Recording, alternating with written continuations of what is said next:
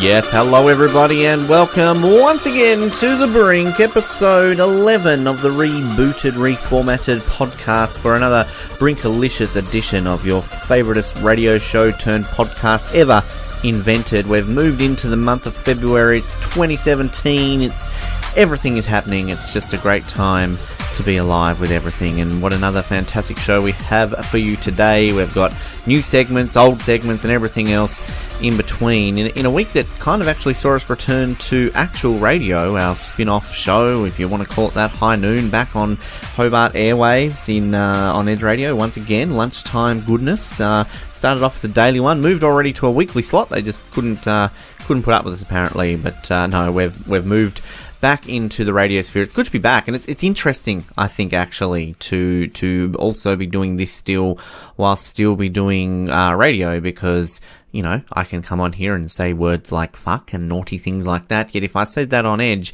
then both the listeners there would obviously be quite offended. So, got to make sure that I'm in the right zone and the right spot. Right now, this is podcast time, not radio time, and just as always, we appreciate everybody who tunes in, and we always keep an eye out on, I guess, things on how everything is going with where you're listening to us from, how long you listen to, and exactly whereabouts you live. We're that specific on where and everything along those lines. Good to see Croatia tuning in to us during the week since our last episode. So big hello to everybody over there in Croatia. Always kind of had a thing thinking that we were big over there, but just it wasn't exactly shown until now. So yes, and a big shout out to Mountain View in the United States, a place which apparently is in California. Yes, it's sunny. There's mountains apparently, and it's just like the Brink. It's sunny, it's mountainous, and it's Brinkalicious. So hello to all those people listening, and we're sure we're going to bring you a very exciting episode 11 here that you are listening to right now. One thing that you know we've been doing recently here on our rebooted episodes and show of The Brink is bringing back former people that you used to know and love, and will still do know and love. You just don't hear from them that often. One said person is a man who made many appearances on this show over the years. You've heard a lot about his classic moments, and you'll still hear more of his classic moments across the years. I do, of course, speak of Mr Samuel McCrossen. Sam, first of all, welcome back to The Brink. It's been a while. Hello. Oh, thanks for having me, Ben. It is good to be back. I'm really pleased about this. It's great to hear The Brink rebooted. It's amazing, and again, as we've kind of had people over the coming weeks, former guests, one good thing about being a podcast now is that we can say words like fuck. I know you won't say it. You're a very nice man that won't say naughty words. That's right. No, I'm a man of integrity. That's Ben. What I was looking for. I, on the other hand, am not, so I will drop the F-bomb occasionally. But you know, I mean, first of all, what's been going on in the world of Sam? You're a dad again. That's right. Yes. You personally haven't given birth, but you've had another child, so congratulations. That's right, thank you. Yes, another little girl. She's almost 6 months old. Can you believe that? That's crazy.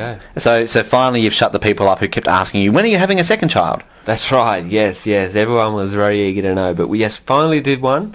First one's about to turn 6. Wow. The little one's about to turn 6 months. Crazy. So that's it. We're done. You're done. Done. So that's flat out now. When are you having the third? Done. Yeah. That's it. No Easy more. Easy answer now. No more. So you don't want to try for the boy? That's obviously the next question that people give you. Like, you know, continue the McCrossen name with a young boy. No. But thankfully, my brother has just had another child. Right. And it's a boy. Well, there you go. So finally, the McCrossen name continues. Because basically everyone in your family had produced females. That's up until now. That's crazy. So how many girls has it taken before a boy's finally come along? Oh, well, technically it's 2. I mean, we've got another number of cousins that from my generation that are also McCrossen, but none of them have reproduced. See, there's pressures on me for the Waterworth name because you've got to understand that my sister's, she's recently had a second child, but obviously that carries on a different surname because she has a different last name to Waterworth. Yeah. And I have as much chance of having a child at the moment as the Brink does from winning an Oscar in the next month. So I've either just got to randomly hook up with a bunch of people on Tinder and just not use protection, or just hope for a miracle to happen. I think I might know which one I'd go with. Yeah, but I mean, do you learn much from a second child? I don't know anything about kids, Sam. I mean, I have a nephew and a niece. That's all I know. Well, do you learn much? Well, one thing you do learn, Ben, is that the amount of housework you have to do with the mess times 2. Yes. From another child is much more. And is the sleepless nights, are they back? Or, I mean, how does young Hazel go compared to how Hillary used to go? Oh, about the same. Right. Yeah. So, get a perfect night's sleep every night. Yeah. Does Jess get a perfect night's sleep? I mean, are you just a case of Jess will get it? As far as babies go, yeah, she pretty much gets a perfect night's sleep. So, okay. Yeah, she wakes about once, sometimes twice a night. Not bad. Yeah, no, we've been lucky, really lucky with both of ours that they both go to bed and they sleep. They love sleeping, so even at night. So, yeah, all that garbage that I hear from people about the kids not sleeping and stuff, it's not true. It's rubbish. I've not experienced that at all. Everyone's a terrible parent except for you, because they can't get their babies to sleep. What's difficult about it? You put them down and sleep. It's simple. You know? That easy. That simple. That easy. It's been 2 years. Geelong didn't make the grand final in either of those years. They didn't make the finals one of those years. I mean, how was that? 2015, we weren't on air then, and Geelong didn't make the finals. That's right. What happened? They just went through a transition, but I don't know. I mean, they're going with a certain draft strategy, or not. Bringing new players in from Carlton. Yeah. Yes, they've got most of Carlton's backline now. Yep.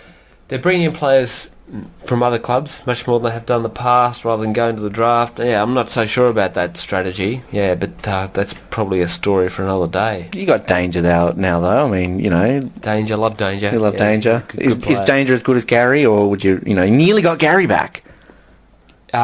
Dangerfield is a better player for Geelong than Ablett was. Oh, really? Wow. Okay. Yeah. So if Gazza comes back to maybe play a year or two as a swan song, which it looks like he very much might. I love that. How would it be seeing Gary and Danger on the same? We're in the hoops.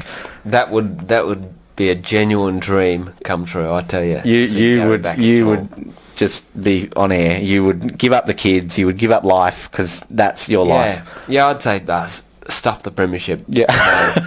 Wooden spoon, get smacked every week by 100 points because you have to clear the salary cap to get rid of half your players, bring back Gary back. But who cares? Yeah. Gary and Danger on Instagram taking a selfie together. To see that beautiful bald bundle of goodness running around in a Geelong jumper again, that would be a beautiful thing. I'd love that. And Geelong are playing in Tasmania in the coming weeks, I believe. I mean, the last time I think they played against Carlton in the 90s down here, if I'm not mistaken, for at least one game. But beginning in 1996, I think it was a practice match. When was the last time besides that Geelong has ever come down here to play a game? They came down in 2007 to York Park in Launceston to play Hawthorn in round 4 that year. Oh, really? It's the only other time that So it was a premiership points game. It was, in their premiership year. Oh, wow, okay. That's right. Did you go to that game? No, I didn't. No, I was a bit more F1 mad than football mad back then, so it wasn't that interesting game. But safe to say that now, if Geelong came down, I'd be there. So you're there. You're going to be there in a couple. I'm going to be there in 3 weeks' time, or whenever it is. Yeah. Exciting and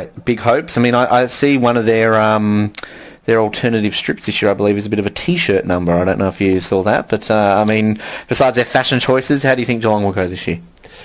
We're talking about everything here in the Brink today, by the way. This is just typical Brink. We just start with one thing, go to the other. Yeah. How do I think they'll go? I'm not sure. I think they'll might be top 4. I think potentially they could be better than last year, but there's a couple of big monsters in the AFL closet at the moment. Teams like the Bulldogs and GWS, Swans, teams that due West Sydney, teams that just play well against Geelong. Geelong got the wood over the Bulldogs, but Bulldogs, I think, might just be even better this year. All right. Well, we're going to bring in someone in just a moment who's a big fan of another club. We'll hear his thoughts about things, but I'm hopeful this year that Carlton will do very well. I think we've got a big chance to do very well this year in the women's competition. When it comes to the men's competition, not too sure. So, look, I've got high hopes that we could be premiers this year in the women's competition. Well, did you know that Hawthorn are actually eligible to play in both competitions? That's just because they're Hawthorn. And their players are all women. And how do you think that'd go in the women's competition? Not too bad. I mean, Luke Hodge is the biggest girl I've ever seen. Are you gonna pay attention to the women's? I mean, I'm not trying to joke about the women's competition. It's great. I think this is long overdue. But the no Geelong. So do you care? Do you follow a team in the AFLW, or do you just watch it as a fan? No, Geelong's not it, so no, I won't be watching. That's not relevant to me. Don't care. Nah. If you want to watch girls play, you'll just watch Hawthorn. Yeah, until Geelong have a team, that's not relevant. Right. I did actually like, there was an article I read of predictions for the 2017 AFL season. The big headline was, Fremantle will be premiers. It's like, whoa, really big call. I'm like, yeah, absolutely. In the women's competition. So, they can possibly win. Speaking of winning, you come on an episode, somebody else has to come on an episode, because it's like you work, you're like Danger and Gary will be. Yeah. Inseparable. Mm-hmm. Yep. And I think we can even play some introduction music for this. I hear those sirens, I get excited, because it is the man that I have no idea what he's been doing in 2 years, because seriously, this guy can do more in a week than most of us can do in 2 years, so what he's done in 2 years, I don't know. It is the Sarge, Sergeant Porcupine. Welcome back, I haven't seen you in a while. Yes. Hello, Ben, isn't it? It is, yes, Ben. That's right, yes. No, I remember you. Thank you, I'm glad. No, you used to cause me a lot of trouble back in the day. I did. You used to wind me up. Grown up a bit, I feel. Poke fun at me, I think. Yes, well, yes. You did warrant some of it, sir. But warrant? Yeah, yes. Well, no, I tend to get my hands on a few warrants these days. You do? What's happened in 2 years in Sarge land? I mean, gosh, I don't know how long we've got, but, have you done much? Rested many? Well, I've just been just minding my own business, Ben. That's what I've been doing. Just minding, that's it? That's right, yes. Behaving myself, keeping on the straight and narrow, Yes. Man of integrity. Right. Minding my own business. I haven't really been doing anything. So, well, that's interesting. I thought you would have been doing a lot, but clearly not. So, a lot's happened in the world in 2 years. Surely there's been things that you've wanted to... people you wanted to arrest, things you wanted to do in those 2 years, but you've just been minding your own business. Well, I suppose there might have been, Ben, but I tend to forget these things, Mm-hmm. I'm just someone that does, you know what I mean? You just do. The Sarge does. I can't even speak. That's right, I does. You does. And, I get on with life. I don't look back on the past or, do this and that. I just get on with it, you know what I mean? All right, well, we've been talking about football then, getting on with it. Collingwood, they've had a pretty shit 2 seasons. Forgetting about them, clearly, if we're not talking about the past. What's happening in 2017? I hope you didn't just swear this then, Ben. Absolutely not. Would never drop a word like shit. Terrible word. Well, I hope not. Yeah. You don't swear in front of a man of integrity. Absolutely. Never would do such a thing. Well, I hope not. What are you talking about? Football? Collingwood. Collingwood, yes. My beloved Magpies. Do you care about him anymore that Swanee's gone? Is there anybody to like anymore on Collingwood? One of my favourite players, Swanee. You love Swanee, don't you? Didn't like the tats, though, no. He loves his little legs, though. No. Yeah, I love his little legs, but no, not the tats. Yeah. Did you cry when he retired? Well, yes, I did share a tear or two, especially when he broke his bone. Oh, that's terrible. Up at the SCG, wasn't it? Yeah, it was, yeah. Remember it like it was yesterday. He's always had big bones. I bet you he gives you a big bone. Well, yes, he does, actually. Hang on. What do you mean by that, Nothing at all. Your fibula just gets a little bit more bony in your leg. Well, I do have strong bones, thanks. Good. Drink your calcium. You like the milk. It's good to see. No, I do like milk, actually, yes. It's a good drink. Especially when it comes out of a cow. Yes, as opposed to a goat or something else. Well, that's right, Ben. Yes. Now, get on with it, would you? Well, what am I here for? Sure. Well, do you think Collingwood are going to... How do you think they're going to do in the women's and the men's? We can talk about both. Women? Women. Yes, the other sex, not men. What's that? Well, That's a very good question. A lot of people have been trying to work out what a woman is for a long time, but I guess I would just ultimately say that they don't have something between their legs that we do. Oh, right, okay. Well, I'm not quite sure what you're talking about there, Ben. Me neither. We're talking about football. Well, that's what I'm saying. Women are playing football as well as men. There's a women's competition of AFL in 2017. It's about to start. Oh, right. Yes. Collingwood's got a team. Collingwood do have a team, yes. For a long period of time, people would say Collingwood already had a female team. And are they the Magpies too? They are the Magpies, yes. Oh, I think they should have chosen something different. What do you think they should have gone with? Oh, gee, I don't know, Ben. Like the Tigers. What about the Tigers? I think Richmond already have a mantle on that one, Oh, sir. I've already got that one. Yes, What about the Crocodiles? The Collingwood Crocodiles. Common sight in the suburbs of Melbourne. So, I like that idea. You do. Actually doesn't sound too bad there, Sarge. Sure. How will the Collingwood Crocodiles go this year in the female competition? Well, I think we'll probably win it, Ben. Probably? Okay. And the men's competition? I think we'll probably finish about halfway up. Halfway. Will you make the finals? No. Halfway. Which is below final. One question I at least have to ask you. It's the one person that everyone talks about, and I'm sure that you have a wide variety of things you could arrest this man for. Donald Trump. Donald Trump? Yes. Oh, yes. He's a president now. Who's he again? The current president of the United States of America. He used to be on The Apprentice, a TV show. He'd say you're fired a lot. Look, Ben, I think you might be wrong there. Really? You think so? No, he was on a TV show. He was on a TV show, a very popular TV show, The Apprentice. You're fired. Well, he can't do both. Well, he's left. Now, Arnold Schwarzenegger now does The Apprentice, and Donald runs the country. Right. Because Arnold can't run the country because he's not American, you see. Is that right? Yes. So they traded. No, well, I like Donald Trump, Ben. He's my sort of guy. Why is that? What does he do that basically makes him your sort of guy? I like his policies, Ben. You do? So you would build a wall? Is that how we solve things? That's right, Ben. Where would you build a wall in Tasmania? You're the Sarge. In Tasmania? Yeah. Wow. You run this state better than Will does, better than anyone has before you. You are the man of Tasmania. Where would you build a wall then? Well, Donald, this state. I'd probably build one around Lenna Valley, Ben, in Hobart. The dog poo capital of Australia. Yeah, I hate Lenna Valley. You hate Lenna Valley. Everyone knows it. Is that where all the Greens live? Yeah, I don't like the Greens. No, you don't. No, Donald's not a Green, is he? No, he's definitely not green. He's more orange. Oh, good. Well, that's why I like him. Yeah. So just around Lenna Valley, that's it? That's the rest of Tasmania's fine? Well, you only told me to choose one location. Well, I mean, look, I would personally go for Launceston. That would be my choice, but that's just because... Really? Yeah. No, well, if I can do two, I'll build it around West Hobart as well. West Hobart and Lenna Valley? Yeah. Right. Keep them in. Okay, then. So, that's it? 2 locations? Yeah. Not Launceston? Not Launceston? No, otherwise I won't be able to go to the football, Ben. Well, that's only Hawthorn. So, I mean, wouldn't you rather go watch North Melbourne? Yes, but I do like to go and yell obscenities over the fence. True, good It's point. the only time I'm not a man of integrity. Well, we don't want you to lose that integrity, Sarge, because without integrity, you wouldn't be the Sarge. So, well, that's right. Right. This has been fun. Perhaps we'll get you on another episode in the future. Oh, well, if I can be bothered. Well, you're not doing much else by the sounds of things. Well, I'll do my job. Well, you do your job? I'm a doer, not a talker. You're a doer, not a talker. That's right. You don't put up with anybody else's shit, you just do it. Hope you didn't just swear. Of course, absolutely not, sir. I would never swear. It's fucking terrible. So, Sarge, thank you for your time, and we'll perhaps get you on. Bring Sam back in, would you? You two never talk, but... he's gone, Ben. Oh, wow, we did. He always goes very quickly, that. The swearing thing. It doesn't like the naughty words. Doesn't like it. He doesn't like it. Yeah. Maybe he's had a few kids like you did and just doesn't, I'm not sure if he's got kids. Not sure. Don't know about that. I've heard a rumour that when he does impregnate a woman, that instead of 9 months, it actually takes 9 days because his I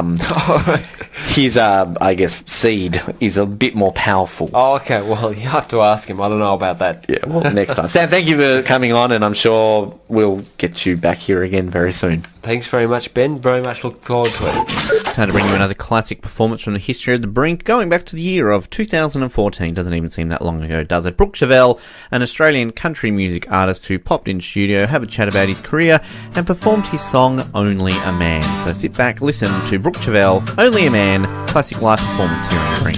Listen, son, here's what it's gonna be like. You, a lady, your endless sack of excuses. Something like this. I fell over the line for the first time, but when I screwed up again, I thought you'd never take me back.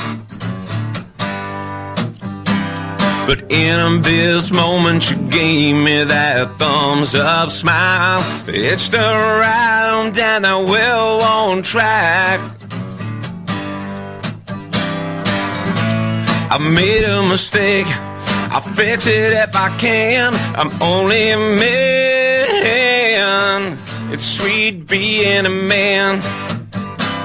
It's so good being a man. That's your answer, it's in the deck. And if you're up to your neck in him, just shake her head and say he's only a man. Did you get out of jail free card, son? I'm telling you all about the birds and bees out, like my daddy did way back when. Said it's funny how a woman can lift you up so damn high before she changes her mind again. I made a mistake, I don't have a plan, I'm only a man. It's sweet being a man. It's so good being a man. That's your answer, it's in the deck. And if you're up to your neck in it, just shake your head and say he's only a man. Most people you meet, you'll give $1, only get back 75. But you find the right girl you'll be putting in her hands. That's when you start to feel like you're really alive. Did I lose your son? You're gonna have to learn to play guitar too. That'll impress him. Something like this.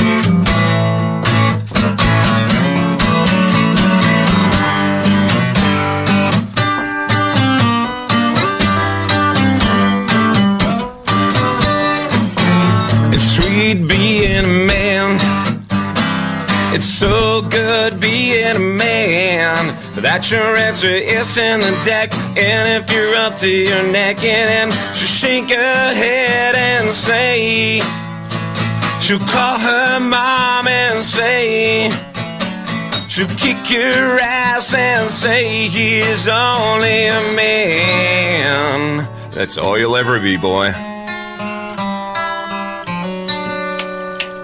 You brought this person back last week because we really had nothing else to talk about, so I went through my little philo facts, because apparently they're still a thing in 2017, and found the one person that was doing nothing that night. His name, of course, was Dakoda Leary, and we thought, well, shit, why not do it again and bring him back on another episode of The Brink, because, again, we've got nothing else better to do with our time. So that person is, as I just said, Dakoda. He's 16, and he's Dakoda Leary, and he's back on The Brink. Hello, Dakoda. Hello, I'm 18. No. Why am I 16 now? I thought I was 15 before, and now I'm 16. So I'm aged. Oh, what were you? Were you 15? What did I say? 16? Apparently. Yeah. See, you said 16, so you've aged me. Wow. Well, I mean... So in Ben years, I'm 16. In a professional podcast, I would go back and edit that out to make the joke funny, but given this is The Brink and we can't be fucked, we've left that in. So apparently people can hear how lazy we are as podcast editors. Okay. But, welcome, Dakoda. You're 15. Yes. Yes. Apparently. Well, I don't know what I am anymore. You don't know what you are? Identity crisis. Identity crisis? You're having a Caitlyn Jenner moment? Is that what you're doing? Or, yeah. No, not that bad. Not that bad? All that good? Not that it's bad, but... it could be perceived in many different ways, please, Dakoda. Thank you. Yes. We'll leave it at that. Yes, exactly. Yes. Yes. So how are you? What have you been up to this week? What's been happening? How's your life changed since you returned to the Brink a week ago? Well, I won an award. Oh, shit. Did you? What did you do? Yeah, did you win the best 15-year-old award, or what happened? Apparently, I'm this year's Glenorchy Young Citizen of the Year, but... Oh, so for being 15, is that basically what it is? I'm honestly not sure. They read some stuff out. I'm like, oh, yeah, I did that. And then, yeah, I gave a speech, which was rubbish, and then, yeah. What did you say in your speech? What do you say when you win the award? I said... I didn't prepare a speech, so thanks. Oh, wow. Gee, that must have set the room off in absolute raptures. Mate, they loved it. Really? Did you win another award for best speech? Yes. Really? And what do you win for winning? It bet Martin Luther King, it bet Malcolm X, bet everyone. Wow. Great. That's trumped them all. Oh, I can't say that word. Well, you can, but that's another story. Well, what do you win for? I mean, Citizen of the Year, young Citizen of the Year, I should say. Yes. I mean, what does that mean? Do you get free shit in Glenorchy? Can you just walk in to McDonald's? Well, that's not there anymore. Can you walk into that new Irish pub and just be like, "Hi, I'm the Young Citizen of the Year. Give me a palmy." Look, I haven't tried it. I don't know. You should. I might be able to. Why yeah. not? But I got like a medal. I got a piece of paper, and I got a plaque thing. A medal, a piece of paper, and a plaque thing. Yeah. Right. Basically like the equivalent of like a shield if like you got knighted in like the 1500s. like where you get like the Kingdom Shield or something. Or if you're in Tony Abbott's Australia when that was only a few years ago. But that's a different story. So, okay, so you're the Young Citizen of the Year. You get a shield. Is this kind of like a thing they're trying to make you feel like a superhero? I mean, is Captain Glenorchy back? I don't know. It happens every year, and, it's just a thing. It's like Australian Citizen of the Year, except for Glenorchy. So, hang on, you have to become a citizen of Glenorchy now. Yeah. Wow. Apparently, I'm a citizen of Glenorchy. So, I've lived basically in the municipality my entire life, and I'm not a citizen. So, am I like, I'm not comparing Donald Trump to Christy Johnson. I know they're completely different people. But, like, if she wakes up tomorrow and is like, fuck Moona, fuck Berrydale, fuck everyone, I'm building a wall, I'm screwed because I'm not a citizen of Glenorchy. Yeah. You're totally lost for words right now. But I mean, so am I. Is that because I just said fuck about 5 times in a sentence and you're not used to me saying that when I'm on radio? I become like an ex-citizen of Glenorchy if that happens, because I get a wall between me and... So that means, the whole title is just gone, Yeah, wow. They have to reappoint someone. I don't know whether to be completely in awe of you or completely bewildered or completely jealous because, again, I have never won that award for myself. Not that I really do anything in Glenorchy to warrant that. I mean, what did you do to warrant that? Be on the radio? Well, I've done... yeah, well, I've been on state media. I've done, stuff with Headspace, which is a youth mental health type thing. I've done stuff with the Glenorchy Task Force. I've done stuff with Youth Network of Tasmania. I've been in the Hot House for Dark Mofo. I've done lots of stuff that I just can't remember that I've done, because I just do them. What's the Hot House? People are like... Back up, Hot House. It was a think tank type thing for Dark Mofo, ages ago. I was on the front page of the Mercury for it, actually, and then people were they got people in, a thing, and then they were like, oh, what's an issue in Tasmania? And then bam, and then apparently we solved it, but we didn't really, but they made us think we solved it. So, what have you solved? Education, apparently. So education is fixed because you became the Young Citizen of the Year. No, not like that, but because we all got together and had a conversation about it. It's now fixed. Okay. Not taking away from the award, I'm proud of you. It's a big thing. That looks great on your resume. Congratulations. But you are the Glenorchy Citizen of the Year because you got together with a bunch of people, had a conversation about education that didn't actually solve anything, and then we're on the front page of the Mercury because of it. I mean, isn't that what happens to everyone? I missed the memo here, Dakoda. Isn't it just the world? Surely it is. Come on. The world is the Glenorchy Young Citizen of the Year in 2018. No, that's not what I said. You're putting words into my mouth again. Never would I do that. Yeah, Nah, no fucking way. No. Oh, no. Hang on a minute. Back up. Stop for a sec. Does the Glenorchy Young Citizen of the Year have the privilege to say the word fuck? Well, you're from Glenorchy, so yes, let's just go with it. You would get it taken away if you didn't drop the fuck word every now and then, so... I mean, I haven't even lost a tooth yet. Oh, well, you're really not from Glenorchy. I don't even know what to do. Yeah. I'm a poor example for those. Let's be honest, no one from Glenorchy is listening to this, because to be in Glenorchy you have to afford the internet, and they just would steal it, so it's... I hope Christy's not listening. She's not listening. No one's listening. No, I hope not. You'll know if people are listening by the amount of messages you get after this goes to air. You're not the fucking Young Citizen of the Year. I'm going to bash you in the bus mall. But I'll be like, but then I'll say, well, I'll still be Young Citizen. You can't really... Bashing me doesn't really change anything. Wow. Well, so what do you do with the plaque then? What is that on your wall? Do you walk around the streets of Glenorchy going, suckers, look at this bitch? No, because then I would get bashed. Then you just bash them back with the shield. Yeah, it's sitting on my wall in my room. Cool. It's probably going to fall at some point. Yeah. Wow. Cool. Kill me in my sleep or something. Does it? Which would be ironic. Do you put it up on do you take a picture of yourself with the shield, put it on Tinder, and be like, sup? I'm not on Tinder. You're not on Tinder? Wow. No, I hate it. Yeah, well, I hate Tinder. I kind of hate Tinder too, actually, since I've been using it. It's not very good. It's not fun. Yeah, it's not. Yeah, maybe it's just because I'm ugly, but whatever. That's why I do radio.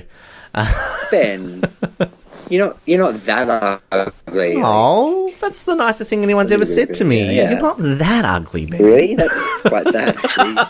Jeez. You haven't gone for the go-to of, oh, you're not ugly, Ben, don't be stupid. You've gone with, you're not that ugly, Ben.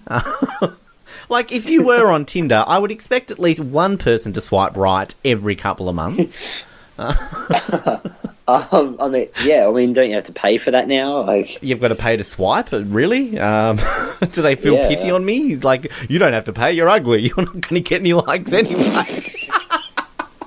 They just monitor the pictures. They monitor the uploads. They're like, hey, look at this ugly fucker. He's not going to get any likes. Let's give it to him for free.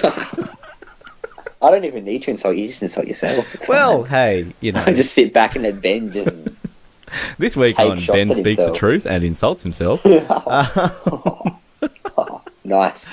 Yeah, cool. All right. So you're not on Tinder. You're the citizen of the... So all the ladies right now in Glenorchy are sad because they're like, hey, I'm totally going to get lucky with the Young Citizen of the Year. He's 18 now.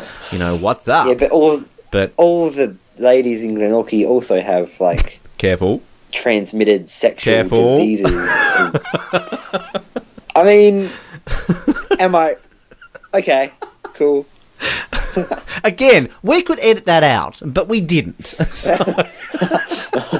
Not all of you have those. But... A large proportion might. Yeah, majority. But then they can go to their nearest clinic to get it tested and safely treat it with the thanks of their medical practitioner. Yes, that. Where are we going with this? I don't know.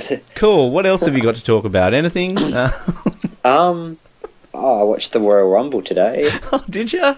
Yeah. Cool. Who won? Not Roman Reigns. Bloody Randy Orton won. Is the Undertaker still in it? Yeah, he's still there. See, I used to watch the rest when I was younger. He's 55 now. He was 55 when I watched it. He'd be older than that now. All I know is he's old. Yeah. Don't you hate us old people? Aren't we just winning the senior Glenorchy Citizen of the Year? I mean, that would make sense, wouldn't it? Who won it this year? Was it Doris again? It was a guy called John. Cool. Yeah. Could have guessed that one myself, but... Yeah. Just went with the lady. I thought, well, share the love. Yeah. Let's not be sexist. I can't remember his last name. Probably Smith. No, it wasn't Smith.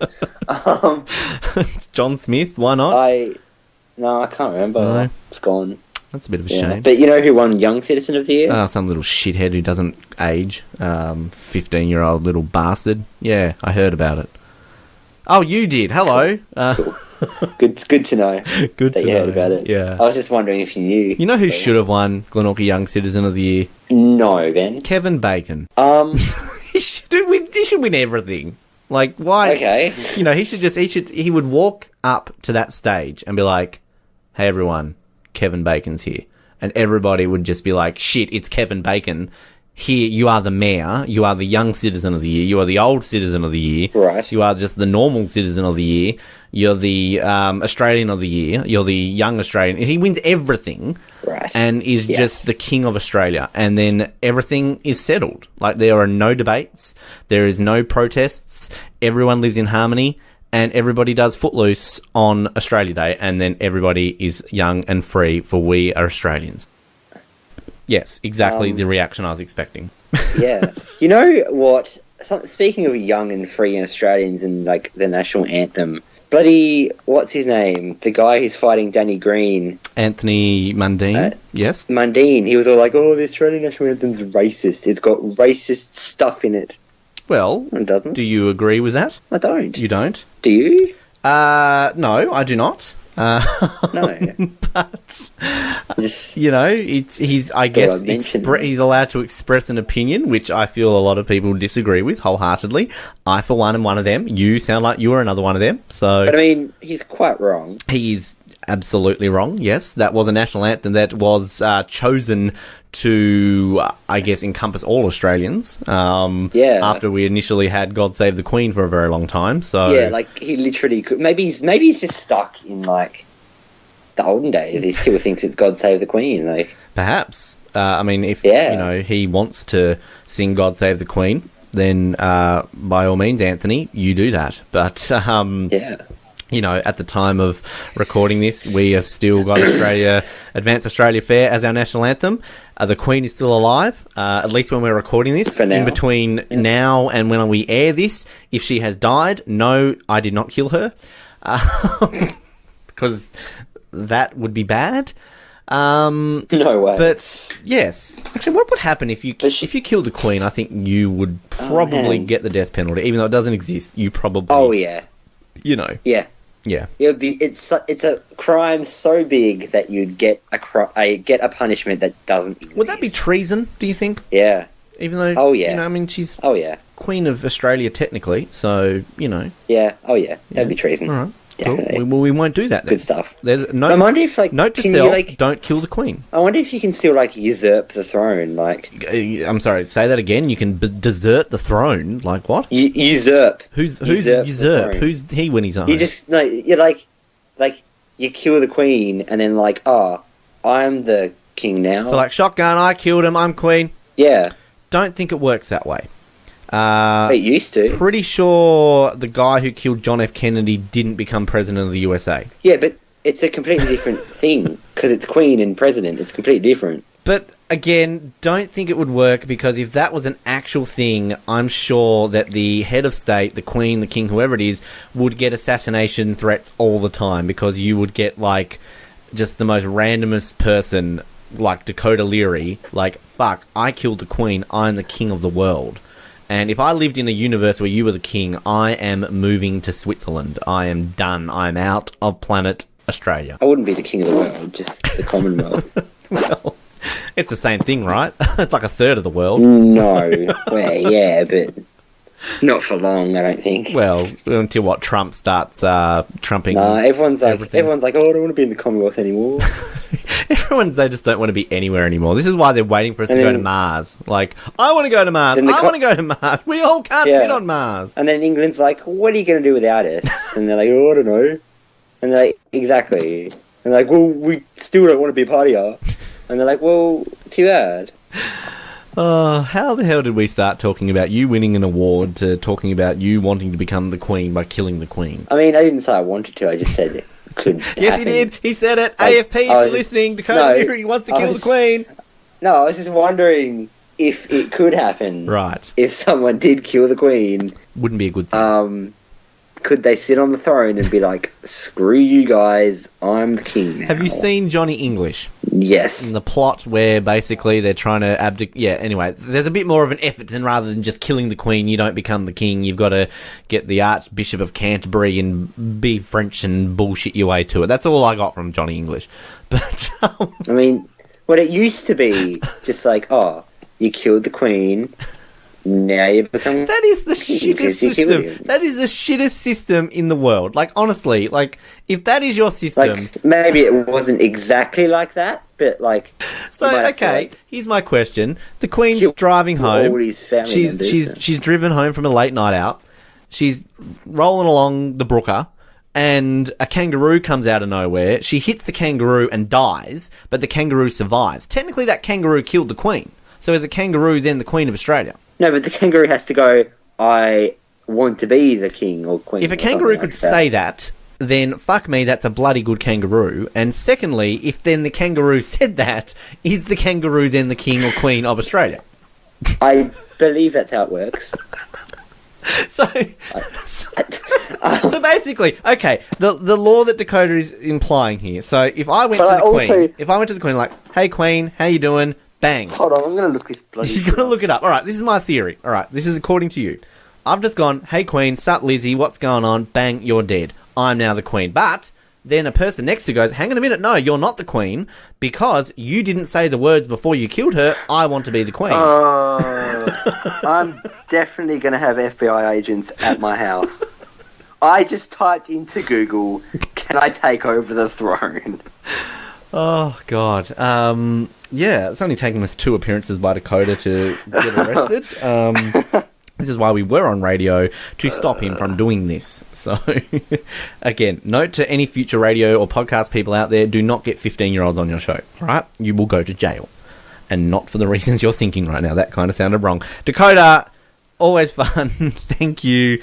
I'm leaving this. I'm dropping the mic. I'm out of here. Okay. We might speak to you next week if you're not in jail. Okay, but, can the Queen... Hold on, let me just answer my own thing.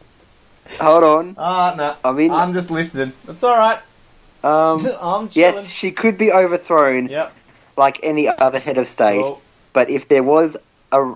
if there was a regime change, it is possible the new leaders would keep her as head of state to legitimise their own position. So yeah, she can be taken. Okay, so you can do it, but you've got to like go back to your meeting again. Let's talk about education. We're on the Mercury. We'll solve everything. I think you gotta kind of put a gun to her head and be like, "Give me the throne." Okay, seriously, we're going to stop this conversation. Yes, okay. I don't want to. Anyone listening, guns to the Queen's head. We're talking about. I didn't say I was going to do it. Queen's Head Hotel and Cafe. It's a great place. Go there, shop it. Like if someone else wants to do it. Dakoda, stop. Thank you. Have fun. We'll talk to you next week. Say goodbye. Say goodbye. Goodbye. A couple of weeks back, we brought you a new segment, Classic Interview, playing a, classic interview from the history of our show. That time it was Taylor Hanson back from 2014. We're going to go back to the year 2011 and hear from somebody else who we've spoken to more than once, luckily, over our history. That, of course, is the great Rove McManus, Australian media legend, 3-time Gold Logie winner, just an enigma of Australian television and the entertainment industry. And we'd always kind of put out a word, I guess, that we want to interview him. I remember back when we very first started, back I think 2006, we sort of made out that we had a feud with Rove, but clearly that didn't work in getting him on the show. So we made nice, and basically a few years later, we got him on the show for the very first time. So let's hear about from 2011, our chat with Rove McManus. Thanks for having me. Isn't it always weird when, someone has to leave the country for you to be able to track them down? Always. It was always the case with us, Rove. I swear that every single time somebody leaves the country, they finally want to talk to us. Maybe it's just while they're in Australia, we're not good enough. Right. Yes, of course. That's exactly what it is.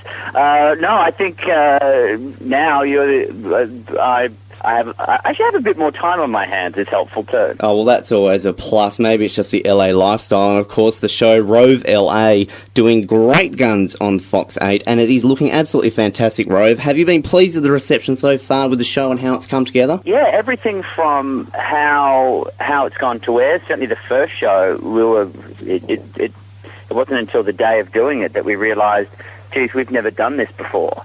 And it's not like going into year 3 or 4 of a show that you already know. This was show 1 of a new idea.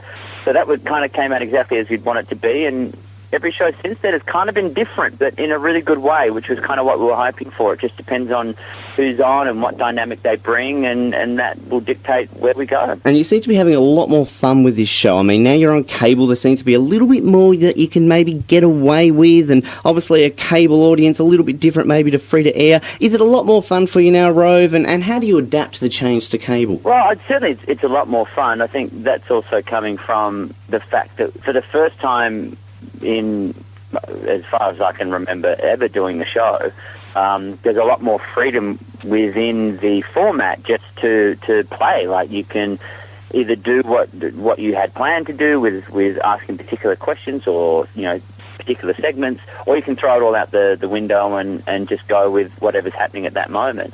And I'm really, really enjoying that. The feeling of unpredictability has kind of been not there for a while for me. So this is really exciting, and it does kind of mean you've got to concentrate, and it's like being one of those plate spinners that you see. You've got 2 or 3 things happening at once, and you've got to keep your eye on all of it and make sure that hopefully one of them doesn't fall. And you could adapt maybe that to science spinning that was on the show last week. That was fantastic. Yeah, they're everywhere here. I think they're in Sydney now as well, and but certainly in LA, they're on every street corner, and people drive here bad enough as it is. They don't need to be distracted by shiny things spinning on the side of the road. I think maybe we can try and bring him down here to Hobart, Rove, but both cars on the road would probably just get way too distracted. It'll cause as much havoc as the one set of traffic lights when they went up. Oh, you have no idea how much havoc that caused. I mean, this morning I actually had to wait at a traffic light for more than 20 seconds. Oh, look, I wouldn't stand for that at all. Oh. It's chaos. It is. You have no idea. And we've got mayoral elections on at the moment, and I'm voting for the guy who can make them shorter, I can tell you that. But tonight on the program, you have Steve Carell, Eva Longoria, and Lake Bell. Now, Eva Longoria from Desperate Housewives, I mean, that must have been something to have a bit of a close and personal time with her. She's stunning, wonderful skin, although I think she's a spokesmodel for some cosmetic company, so that would make sense. But also tiny, like just pocket size. There's a very interesting moment that I urge you to keep an eye out for, where I describe her as being a pocket rocket, a term I would use quite liberally, but yeah, her interpretation of what that meant was very different to mine, and it made for a very fun moment that's worth keeping an eye out for. I'm sure you'd get that a lot, though, being there at the moment, Rove. Obviously, the Australian sense of humour, you've talked a little bit about it on the show. I mean, has it been hard to adapt your sense of humour maybe to the American audience, or is it really up to them to try and get used to your sense of humour? Yeah, they don't...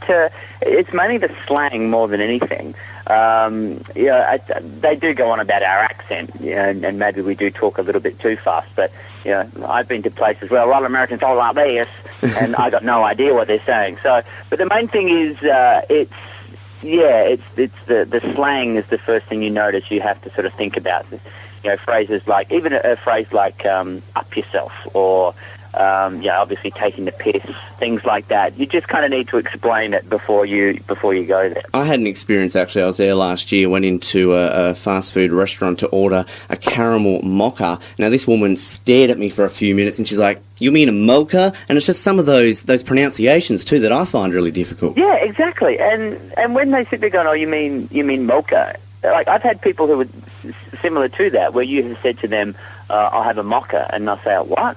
You say a mocha, and you're ordering a coffee.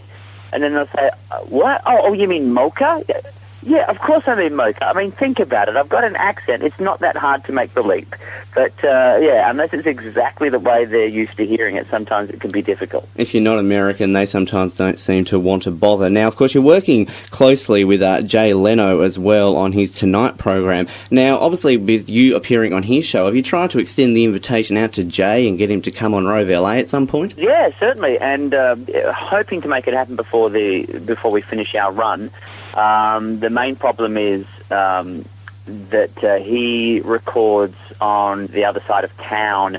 By the time he finishes, we are about half an hour away from starting. So trying to get him there on time is probably going to be our biggest hurdle. But and also, he's much like me, I think, for the most part, he'd rather ask the questions than answer them. LA traffic, again, is a little bit different to Hobart traffic, so it might take him just a little bit. It's a really nice excuse to have. Exactly. Now, some of the guests, of course, you've had on this season already. You've had Lisa Kudrow, Hugh Jackman, Seth Green, mentioned Eva Longoria tonight, Steve Carell, big names. Is there anybody out there that you're really trying to get on the program that you just would love to interview? Well, look, being here in the States, if we could get the President, Obama, would be pretty cool. But, we've probably got more chance of probably getting him than Jay Leno. But he was in town a couple of weeks ago, and but I was only in overnight and then left again. But certainly to sort of get to talk to him would be obviously just an absolute thrill to get to do. So, fingers crossed. We've still got plenty of weeks left, and we'll see what happens. We like to think big here on the Brink, actually, Rove, and Obama's coming to Australia in November. We've actually put the request out to try and get him on. We got the Prime Minister, we got Kevin Rudd, we've got the opposition leader. We dream big. So, look, if you get him, can you pass on a nice word to him that there's this little station in Hobart that would love to chat to him as well? You know I will. In fact, I would even say, don't talk to me, just to talk to you guys. Yes, exactly. Look, I would appreciate that. I would forego my interview for you to get him. Oh, look at that. And then when we get him, we can pass him on to you, and it can work 50-50. Yeah, that's all I ask. Can you just put in a good word for me? Oh, we will. Just, you know we will, Rose. You know we will. We're best friends now. I mean, come on. We are BFFs, as Paris Hilton would say. Oh, look, you could get her on the show, and you could, just make that even. No, I got more important things to do. Well, we're nearly getting close to the end, Rove, and look, what we always like to do on this show, we have a set of 5 questions, similar to what you used to do, and you've got the random question hat now, so we've got ones that a bit infamous here in Hobart, so we thought we'd try them out on you. But just before we do get to those, obviously you're very well known for your ending of the show, say hi to your mum for me. And actually, just before I get to the rest of this question, my mum has asked you to stop saying hello to her unless you want to say a little bit more, because she thinks it's a bit rude. Oh, so I need to say hi to your mum for me and ask how she's doing. Pretty much, and you could just sort of throw in a separate thing. Say hi to your mum for me and get that awesome recipe for scones off her. Yes, and say also Ben, and to Ben's mum, please, return my calls, and feel free to write me a postcard. You're on. Bit long for the closing of the show? Doesn't matter, it's all right. Yeah, we can work around it. You can fit it in. Wait. Well, I've got a bit of a closing to my show. I like to use Keep Sucking Those Oranges, Hobart, and Good Night. Now, what would you rate that on the end of a show rating? I like it. It's up there with, there's another great one that a friend of mine uses to sign off on his podcast, which is Enjoy Your Burrito. Oh, I like that. So, but I like yours. I think it's catchy, and it's healthier. It is, very much so, and I've noticed a lot of people sucking oranges around Hobart, so it's catching on. There you go. See, and not only is it a nice catchphrase, it's also preventing scurvy. Well, that's always a positive. There's too much of that out there that just gets undetected. Well, look, we're going to wrap this up now, Ro, with 5 questions, and look, these are going to be so hard that I don't even know if you'd want to steal these. Question number 1, what is your favourite type of cheese? There's a jalapeno cheese here. It's Monterey pepper, it's called, and it's fantastic, really spicy. I love it. Do they deep fry it at all? No, but it's bright orange, which is weird, but then it's got chopped up bits of jalapeno in it, which is awesome. Right, well, we'll have to track that one down, put that one on the list. Rove McManus, question number 2, are you a folder or a scruncher? Oh, I'm a scruncher. Oh, that's what I like to hear. Not enough people are scrunching these days. No, you need the most amount of surface area between your hand and what you're wiping. Oh, right, technical term. I like that, actually. We're going to use that one as well. Yeah, that's why if you fold it, there's too much of a chance of things touching that you don't want touching. Yeah, and that's just a bit awkward. Question number 3. Growing up, Rove McManus, what was your dream job? Zookeeper. Zookeeper. You're a big animal fan, aren't you? Yeah, yes, and there's part of me that still kind of would happily go there if I need to. You're young. You can still manage to do something. Yeah, it's good to have a trade to fall back on. Very much so. We've actually got a local musician who comes on this show a lot. He's an avid ornithologist, and most of his music is actually on bird watching. And if you're ever short of guest, Rove, we're happy to fly him over because you'd absolutely love him. I know you're a fan of birds as well. Absolutely. Music and birds go together perfectly. Oh, you have no idea how great this guy is. It's always nice. It's a nice thing to meet. As I said, we'll put you on your list. Also growing up, who was your celebrity crush? Who were the posters on Rove McManus's wall? Daphne from Scooby-Doo. Oh, right. Yes. I had for two-dimensional redhead. So you would have loved it when the live-action movie came out a few years back. Yeah, it was interesting to kind of, the cast. I don't know, there's something about seeing her in the flesh that kind of took something away from it. She was always sort of back in those days, people used to just stand in the same pose in every cartoon, and it just worked perfectly. The imagination, I suppose, got shot. Final question for Rove McManus. When it comes to lollies and you like to eat them, do you like to suck on them for a while, save the flavour, or do you like to chew them straight away and crunch them? No, take them the whole way. I will. I have a lot of friends who, like some kind of confectionery drug dealer, bring bags of cherry ripes here, the little, what they call fun-sized ones. And I don't even bite them in half. I just put the whole thing in there at once. Oh, you go for it. Well, look, you can steal some of those questions if you get a Barmer on before us, Rove. How about that? Done. Beautiful. Well, Rove McManus. I'll ask the leader of the world, are you a scruncher or a folder? Oh, look, That's great. if Julia Gillard refuses to answer it, I'm sure Barack Obama won't. Oh, yeah, right. Did she really? She really...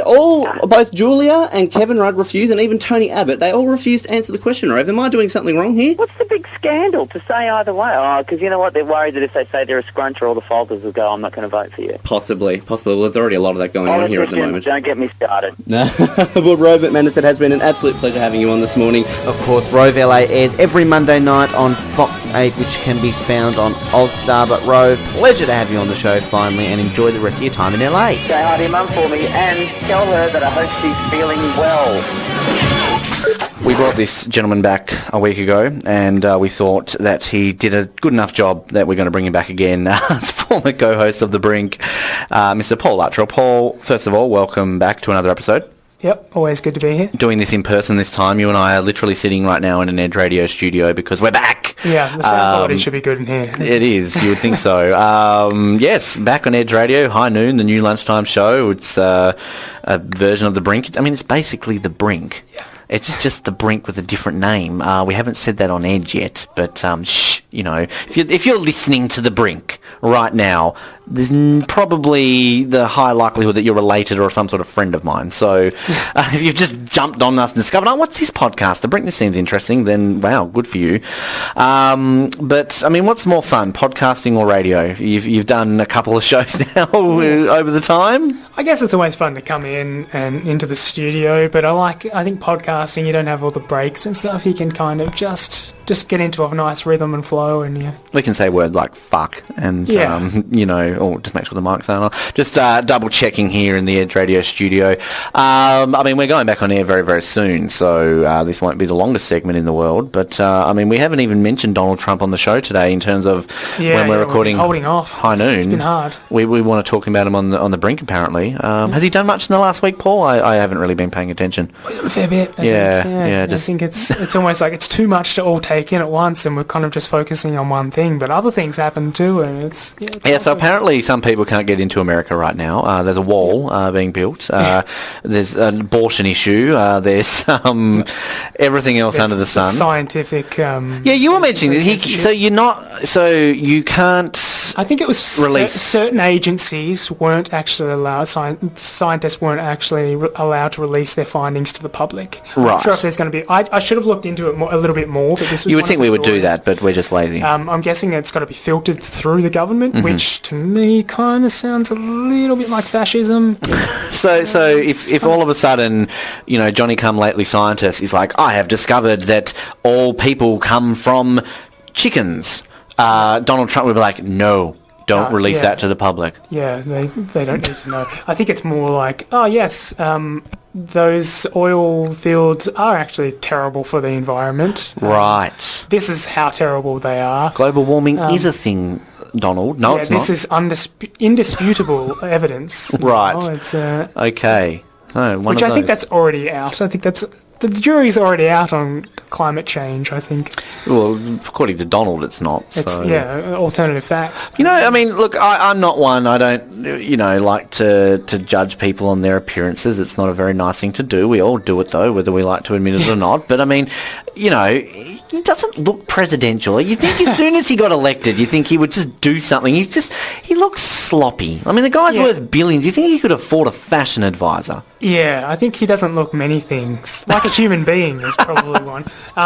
But yeah, it's strange. He's a strange man, I think. Well, there was a video I saw. I think it was like an InStyle magazine or some sort of thing where these fashion people actually got a photo of him and were like, well, how can we make him more presidential? I saw that, yeah. So basically, it was a decent job. Gave his suit a bit of a trim up. Yeah, nice attire, did his hair up, cufflinks and all that sort of stuff.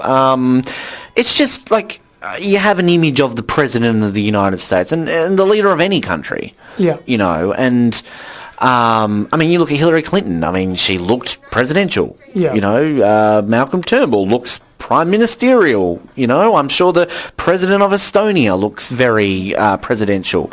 But Donald, I don't know. What can we do with that? I don't know. I think that I think number one thing is just let's get the guy impeached. Or he will do that for himself, but. Yeah, I don't know. He's a sloppy man. It's. And I don't know if you saw they do the weekly address, like they put the video out there. Yeah.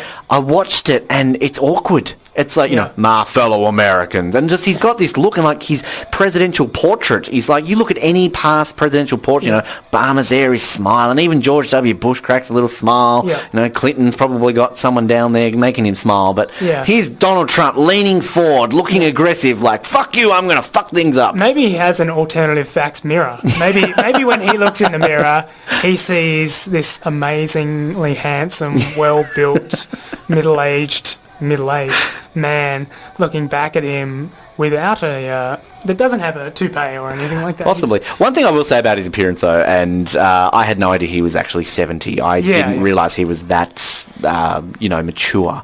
Don't want to say old. I find that probably offensive. His wife is like 42 or something. Well, I did like the fact where it was like Donald Trump. If Donald Trump banned immigrants, he wouldn't have any wives. Yeah. I thought that was kind of funny. Good call. I don't really have anything else more to say on the Donald. Do you? Or I don't know. There's always plenty of stuff to say, but yeah, it's all being said. I think. Yes. Don't want to drown out the more enlightened. Opinions. We better get back on air on our other shows. So thanks, Paul. We'll probably talk to you next week. No worries. As we always do, we flashback a lot of things, and then we've got to bring back this segment.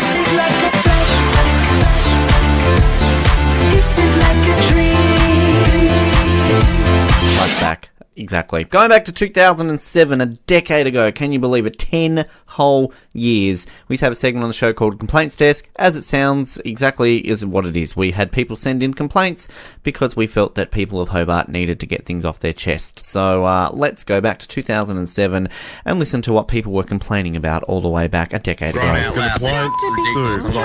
ridiculous. I'm fed up wrong and I'm full of, and it's full of, because you guys are really full of, and it's so wrong, man. The complaints desk. Yes, the complaints desk. The one place where people can complain instead of actually sending us in to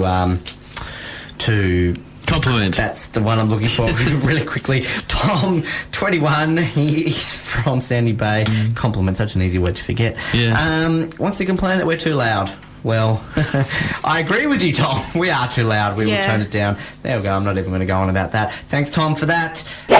The complaints desk. I think that's a very long intro, Ben. It is a very long intro. Not as good as our Friday 5 segment, which we can't have this week, unfortunately. Can we just play the intro We'll play it in just a second once we do this, because I'm sure people... This is a section. Most radio shows, TV shows have the letters desk. People send in letters and ask them questions. We sort of have that, or commend their hosts of how great they are. We get enough of them anyway. We don't want to toot our horns any more than we already do. This is a segment where we like to read out publicly complaints that listeners send in so we can deal with them in this way. We don't fob them off to some middle-aged lady who sits there with a pen and crosses them off. This time, we actually read them out of air. This week's complaint comes from Pierre. He is 33, a little bit of an older listener, and he is listening in Paris, France. Paris. Gay Paris. In Paris, France. That's in Europe, for those of you who don't know. You should know that one, obviously, Angie. We don't need to... Anyway, Europe. Moving right along. Pierre would like to complain that we do not have enough French references in the show and that we need to reference France more. Now, Pierre, totally get your gist. Absolutely understand, mate. But if I was to start... Can I just speak one-on-one with him right now, Pierre? Let me finish my point. Okay, you go. If we wanted to do that, we really would like to have a segment. Every single segment we could atone to a different country of the world. But we don't have time, Pierre. If we had a 12-hour show, we would have the French hour, we'd have the German hour, we'd have the Austrian hour, we'd have the American hour, we'd have the New Zealand hour, we'd have the Kazakhstani hour, blah, blah, blah, blah, blah. But unfortunately, Pierre, we don't have enough time. If you like, we'll throw in a French word every week. Bonjour. There we go. There's your French taste for the week. Anthony, what did you want to say? Now, Pierre, I just want to say this to you. Entend bien. Please do not speak other languages in the country, so we do not know what you're saying. I'm just telling him that it's not a good idea. For all we know, you could be telling him to get effed in French, but we don't know that unless you speak French. English, you mean? No, because you were speaking in French. Yeah, unless I speak. Oh, don't worry. Yeah, thank you. So, anyway, Pierre, I really do understand, and I do apologise. I said bonjour, I said it again. If that doesn't make you happy, then go watch French TV. A segment that we don't do enough as we should, which actually ties in so beautifully with this actual, complaint that we have. This week's complaint comes from George. George is 22. George is from Campania. Was that where your person was from? Yeah. Well, we've got Campania listening to us. Good on him. George would like to complain that we don't do the complaints desk enough, which is pretty fair enough because I think that's a decent complaint. I think the fact that, George, you're complaining to the complaints desk about not doing it is a complaint in itself. And Anthony, am I ever making sense? Yes. Once again, he's not listening. Never mind, we're going to turn his microphone off. George, I think that you need to just listen to the show because I'm sure Complaints Desk may be your favourite segment as you have written in the email, but I mean we can't do it each week. We do have very important things we have to get around to, George. And you've gotten your 15 seconds of fame now. You can tell your kids about it. You can tell your parents about it, and it's as easy as complaining to the Complaints Desk. That simple. I swear that's Anthony in that clip speaking about himself. This week we have Steve. Steve is 22. Steve is from Sandy Bay. We do not single people out from Sandy Bay and Moona. A lot of people say that because that seems to be where all our, complaints on that came There's from. only places you can think of in the time. No, Anthony, they're the best ones that come out. We're going to do this quickly, so we're going to get to music and wrap things up. Steve would like to complain about me. Well, what's new? And he would like to complain that I'm very much on myself and in love with myself, and that he doesn't like it. And if he saw me, he would like to quote punch me in the throat, the chest, the eye, and somewhere else that I can't pronounce or mention at 9:45 in the morning. Now, Steve, look, I get your point. I get that, but threats of violence against me, join the queue. Okay, let's just put it that way.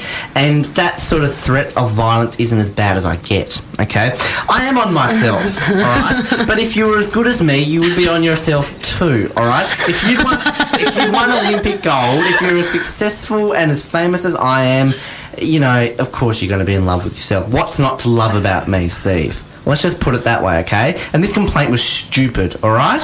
Bring it on, mate. That's all I can say. Oh, if that was true, if that's all I could say, then you wouldn't even be listening to me right now. Complaints Desk from 2007. Just so good, apparently, to go back in time and just hear how much of terribleness I sounded all those years ago. Not, again, that really much has improved, but I hope maybe I sound like maybe my balls have dropped slightly.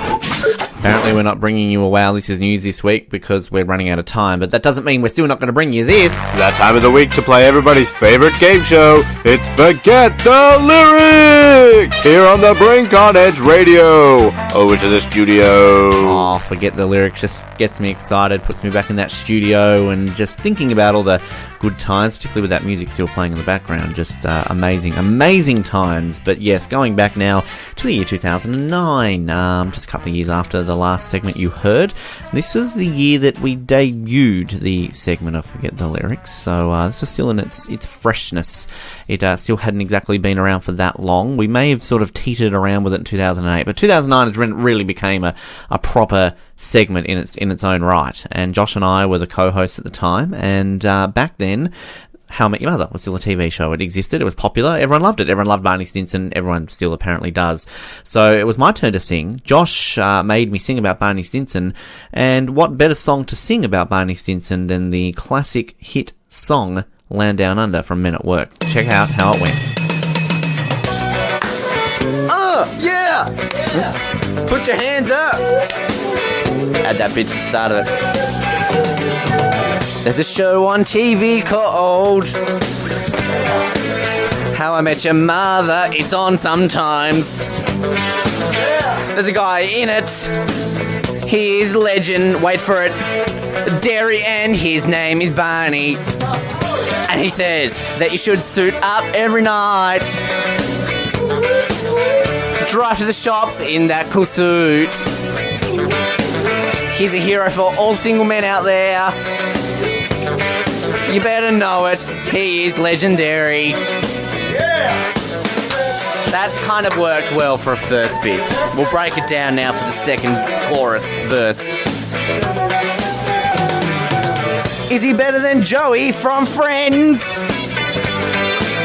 People might argue that, but then they won't be your friends anymore. He might be gay in real life. That's the actor, not the character, because he's fake. He's in a TV show. Anyway, his name is Barney Stinson. He says he's legendary and awesome and punctual. He sings funny Christmas carols. YouTube them because I can't sing them on the radio at this time in the morning. Yeah. Probably could have told you a little bit more about them now just to go on that, but again, look it up. It's kind of funny. 2009, forget the lyrics. You know we're going to have more of those for you next episode. Another episode is done and dusted. We're going out the door, but just as we often need to do at this point of the episode is tag things and advertise and everything else in between. As I mentioned, High Noon on Edge Radio. If you're in Hobart, you can tune into that Fridays from midday to 2 p.m.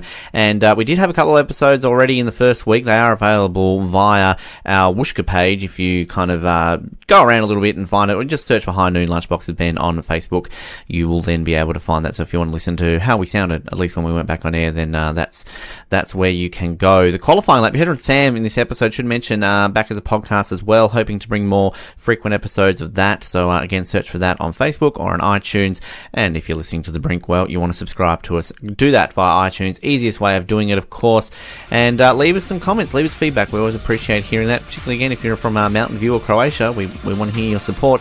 Facebook us, The Brink Radio Show. Our feed is on there. If you don't have iTunes and you use another podcast server, then of course you can use various other ones just by finding our RSS feed there and subscribe to us that way. Follow us on Twitter as well, and as I said, like us on Facebook.